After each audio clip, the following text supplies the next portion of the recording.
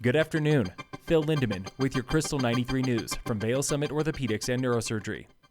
Vail Health is getting into the housing game in Edwards with a little help from Breckenridge Grand Vacations. 87 new apartments in Edwards on Highway 6, barely a mile from one of our new facilities. That was Craig Cohen, Real Estate Development Officer at Vail Health. He says cost of housing and childcare are the biggest reasons employees leave the hospital. We've known we wanted to get into the housing business, if you will, because we really need to start controlling that cost and controlling that inventory if we're going to have any decent shot at keeping the cost affordable for our staff. As partners there in Edwards, Vail Health had the need.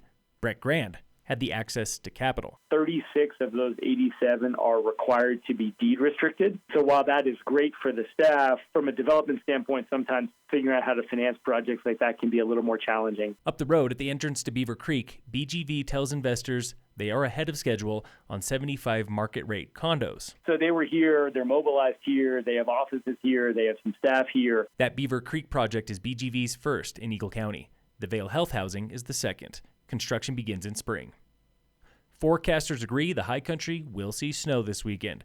They do not agree on how much, 5 to 20 inches. They also do not agree on the impact of a rare third La Niña we've all been hearing about. Joel Gratz at Open Snow. For instance, I just saw another meteorologist looking at a bunch of strong La Niñas, or moderate to strong, over the last about 100 years, and just a bit more than half of them resulted in above-average precipitation for Summit County and a lot. He says La Niña cycles tend to be felt more aggressively and more consistently in the Pacific Northwest and the Southwest. Local fire danger remains moderate today, still with no fire restrictions here in Summit. And in local sports, brought to you by Red Mountain Autos at their new location on Airport Road.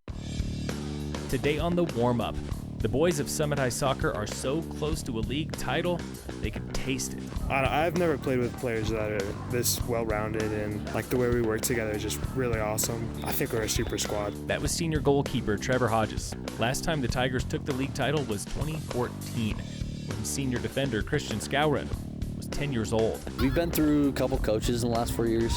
Last year Daniels came in, and I think he's really brought a positive mentality to this team and a competitive mentality.